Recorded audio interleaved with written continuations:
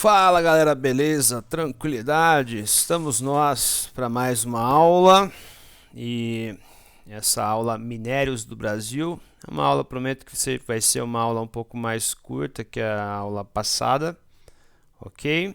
Então nós vamos nessa aula lançar um panorama dos recursos minerais que o Brasil dispõe, né? Fazer um mapeamento desses recursos que o Brasil dispõe, a sua localização e o aproveitamento econômico e, mais importante de tudo, relacionar o tipo do recurso com a estrutura geológica correspondente. Isso é uma das coisas que vocês têm que ter mais claro para levar para o futuro, fora a questão do aproveitamento econômico, certo? Tipo assim, fazer uma relação entre o recurso e a estrutura geológica correspondente. Então, vocês estão no primeiro ano do ensino médio, então algumas coisas já tem que ficar meio que claras para vocês levarem aí para o futuro, certo? Sempre recomendando, sempre a forte sugestão de que não decorem por Zeus, por Atena, por Odin, todos os deuses aí do panteão. Não decorem, tentem entender, tentem, lógico que alguma coisa ou outra a gente tem que, sei lá, guardar, né? Mas sempre tentem entender essas coisas e não apenas decorar. Lembrando que nós estudamos em aulas passadas a estrutura geológica do Brasil. Vimos que temos duas estruturas geológicas, né? Uma estrutura geológica mais antiga, que é o escudo cristalino, certo? E uma mais recente, que é a bacia sedimentar. A primeira lição, né? Recursos minerais metálicos sempre são encontrados em escudos cristalinos, certo? Principalmente, ó, quando a gente for localizar aqui no mapinha, nesses terrenos algonquianos, nessas manchinhas marrons, né? Castanha, certo? Então, eis aqui o quadrilátero ferrífero de Minas Gerais. Aqui a bacia do Urucum, Carajás, certo? Terrenos riquíssimos em minerais metálicos, ok? Ao contrário, nas bacias sedimentares, nós vamos ter recursos fósseis, ok? Recursos fósseis, como petróleo, carvão mineral, gás natural, ok? No caso do Brasil, que temos o pré-sal, que é rico pra caramba em petróleo, ele está numa bacia sedimentar. Só que é uma bacia sedimentar marítima, ok?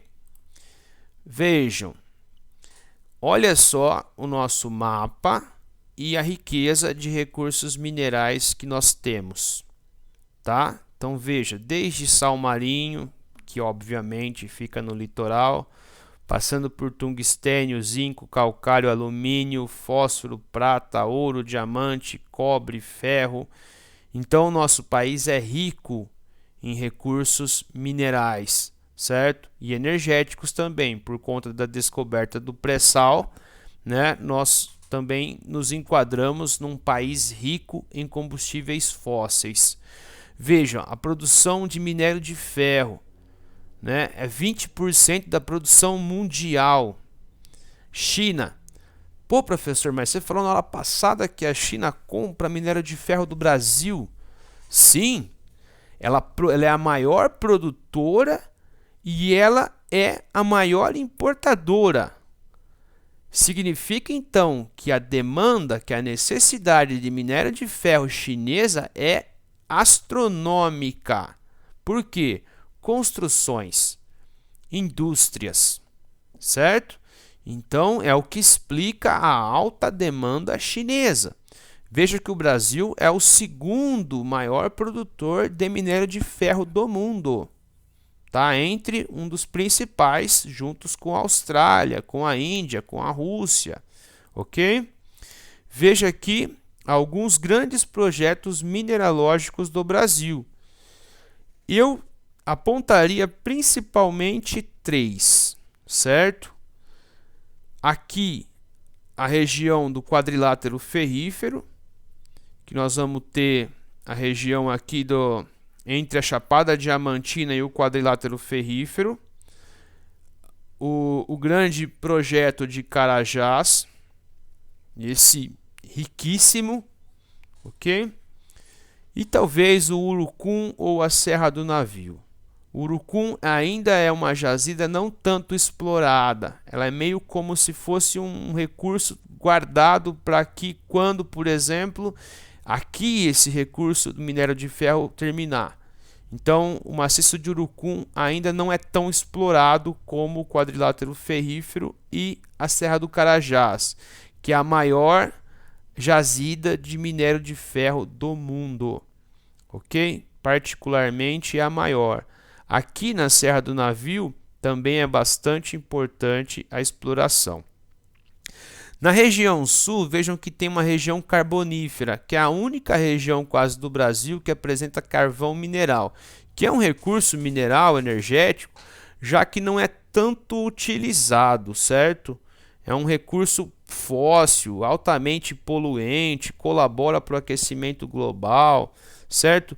Então, o carvão mineral não é mais um recurso tão utilizado como foi no século XIX, no começo do século XX. As principais ocorrências e explorações minerais. Então, são mais de 60 minerais que nós temos. Algumas das reservas são abundantes, quer dizer que tem muito, certo? De ferro, manganês, calcário que é a base para fazer o cal, o cimento, também, né? Vai para a construção civil, então. Reservas que são suficientes, argila para a produção de vasos, coisas aí do gênero, chumbo, zinco. E vejam que eu coloco aqui o petróleo como carente e coloco 2 asteriscos, né? Asterisco, né? Por quê? É o seguinte, galera. O pré-sal foi uma revolução na nossa questão mineral energética, certo? Dentre os nossos recursos minerais e energéticos. Só que é o seguinte, para explorar o pré-sal, é necessário que o preço do barril de petróleo no mercado internacional ele esteja muito acima de 20 dólares. Se o preço do barril do petróleo estiver 20 dólares para baixo, é inviável a exploração, porque o custo para explorar esse tipo de petróleo ele é alto.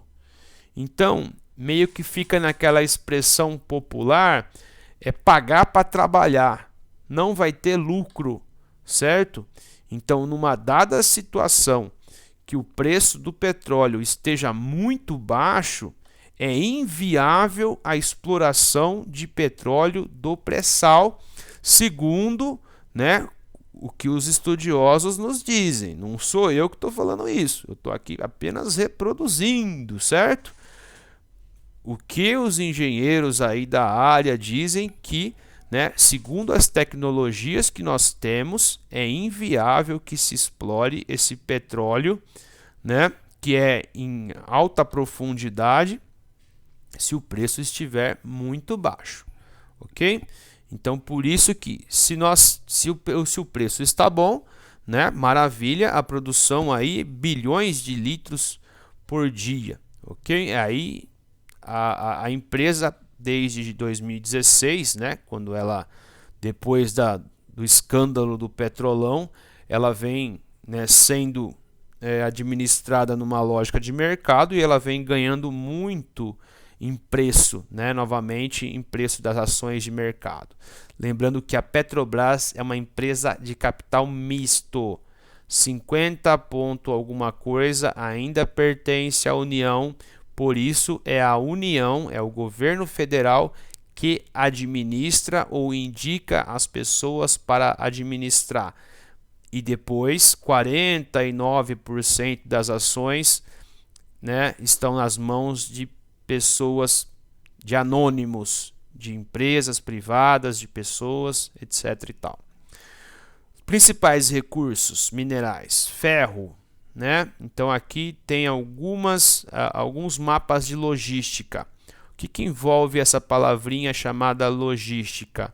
Envolve a prospecção, o beneficiamento, que é o preparo do mineral, o transporte, né, até um porto para ser exportado, passando talvez por uma usina, né? Talvez se o aço vai pronto, ele necessita transformação. Então tudo isso envolve uma logística, certo? E necessita de planejamento. Então aqui uma grande área de produção de minerais, que é o Carajás. Aqui no quadrilátero ferrífero, então também a área de produção, área de beneficiamento, de exploração, o transporte, certo? Até chegar, né, no porto para despachar para o mundo. Aqui as principais ferrovias, e um grande vazio que nós temos é que existem alguns projetos de integrar essa principal malha ferroviária que nós temos aqui no Sudeste Sul com áreas do Centro-Oeste, integrar o Centro-Oeste com a região Nordeste Extremo Norte. Então tem algumas ferrovias que estão sendo pensadas, como a Norte Sul, né? Como a Ferrovia Norte Brasil, como a Ferrovia Leste Oeste, que nem tem aqui no mapinha, tá?